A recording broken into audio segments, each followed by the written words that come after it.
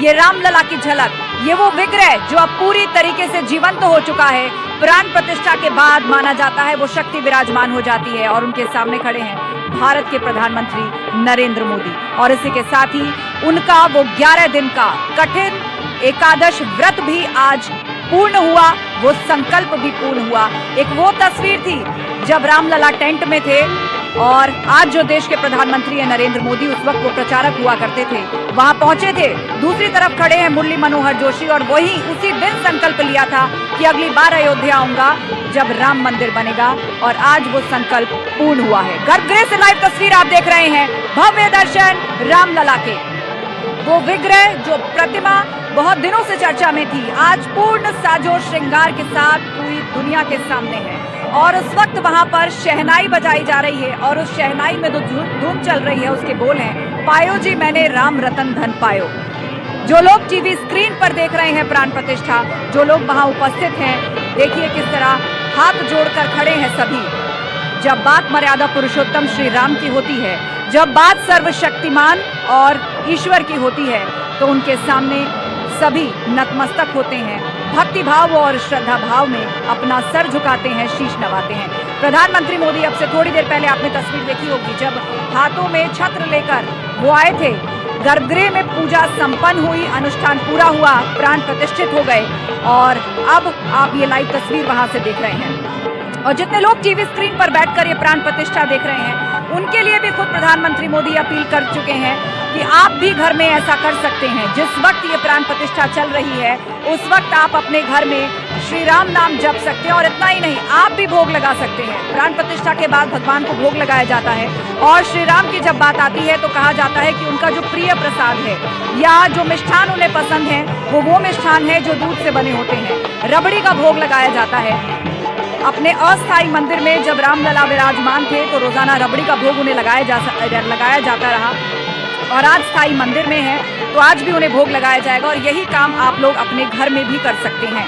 और ये लाइव तस्वीरें रामलला के दर्शन लाइव आप देख रहे हैं गर्भगृह से। भारत के प्रधानमंत्री नरेंद्र मोदी, उत्तर प्रदेश के मुख्यमंत्री योगी आदित्यनाथ, संघ प्रचारक मोहन भागवत और यूपी की राज्यपाल आनंदीबेन पटेल।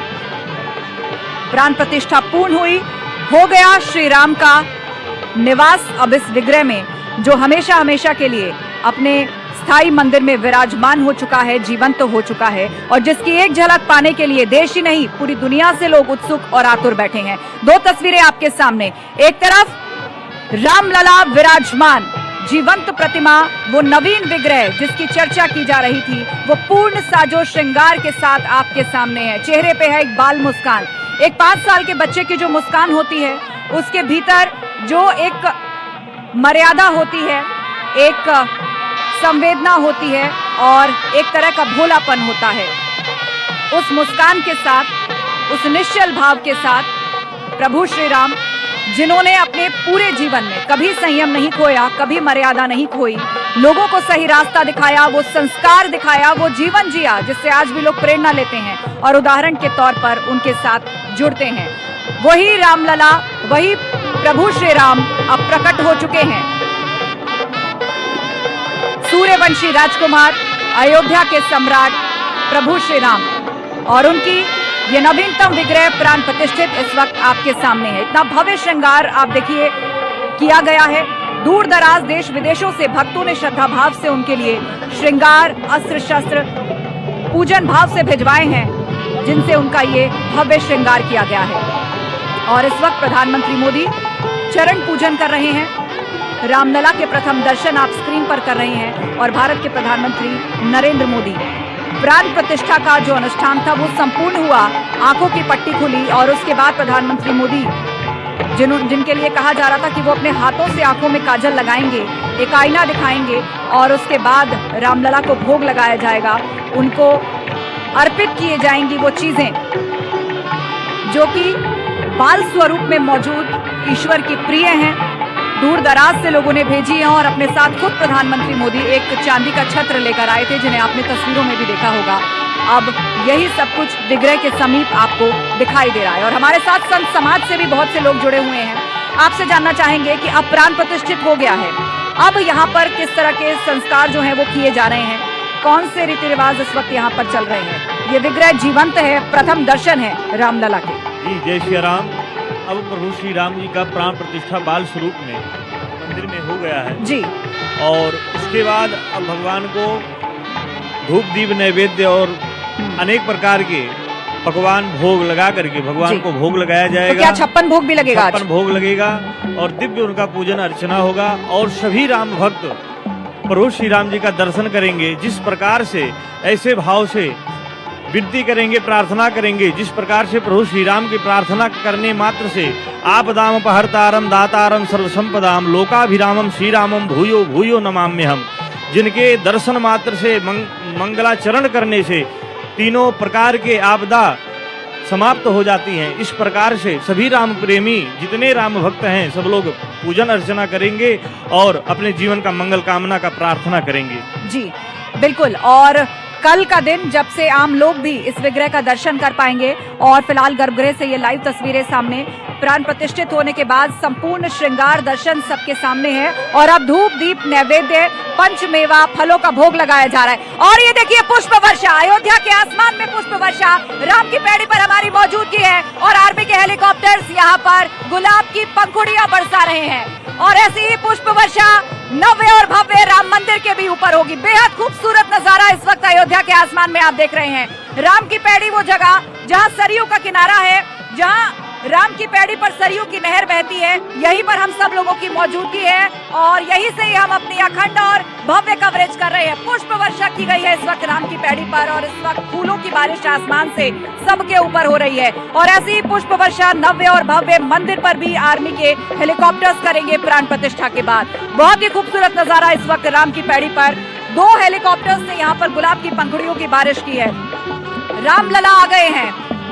बहुत दिनों से लोग कह रहे थे कि रामलला आ रहे हैं, अब आ गए हैं। पुष्प वर्षा हो रही है। इस प्रकार से उत्साह अयोध्यावासी और सभी सनातनी प्रभु श्री राम के प्रेमी चरणानुरागियों के अंदर ये उत्साह बना हुआ है। जिस प्रकार से 14 वर्ष के बाद प्रभु श्री राम जब अयोध्या में आ रहे थे, 14 वर्ष वन के आगमन जब हो रहा था, सभी अयोध्यावासी जो उत्साहित थे, जैसे कि भरत जी कहते हैं कि अगर 14 वर्ष के बाद एक भी क्षण, एक ही दिन अगर लेट होगा तो मैं अपना प्राण त्याग दूंगा।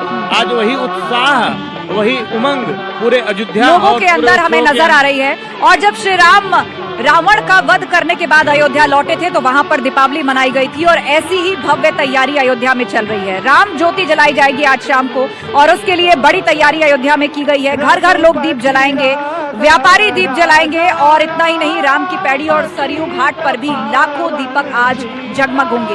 एक दिवाली है, 22 जनवरी की ये तारीख अब हमेशा हमेशा के लिए इतिहास में दर्ज हो गई। 500 साल का संघर्ष और संकल्प आज पूर्ण हुआ। ये दिवाली कितनी खास।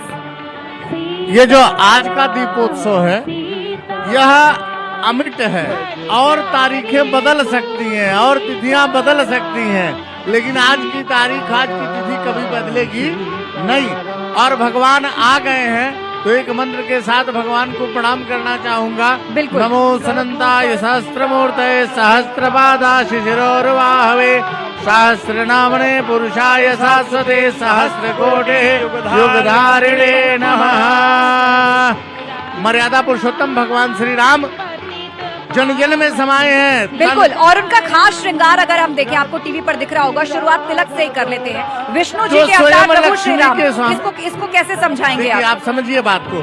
जो स्वयं लक्ष्मी के स्वामी हो उनका श्रृंगार कितना अद्भुत हो सकता है आप सोच सकते हैं। जो स्वयं जगत के मालिक हो उनका श्रृंगार कैसा होगा ये आप सोच सकते हैं। ये तो केवल क्षण मात्र है कि हम सबका इतना सामर्थ्य नहीं कि उनको कुछ दे सके, फिर भी लोगों ने उनके ननिहाल से, भगवान के ननिहाल से, भगवान की ससुराल से, भगवान के मौसी के घर से, सबके घर से नाना प्रकार की भेंट 10 दिशाओं से श्री राम को श्रद्धा भाव से बहुत कुछ लोगों ने अर्पित किया है और भविष्य में भी अब लोगों के आने का सिलसिला यहाँ बढ़ेगा क्योंकि श्रद्धा भाव सबके अंदर है। आज का वो दिन जब हर कोई चाहता था उसकी मौजूदगी हो, लेकिन संभव नहीं है, तो कल यानी 23 तारीख से लोगों का आना शुरू हो जाएगा। श्याम वर्ण, श्यामल प्रतिमा है ये और इसकी चर्चा भी हो रही थी कि ये जो नवीन विग्रह है वो श्यामल रंग का होगा।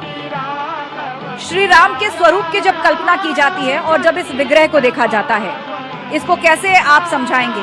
मंत्रोच्चारण के माध्यम से भी कोई संदर्भ यदि आप व्यक्त करना चाहें। जैसे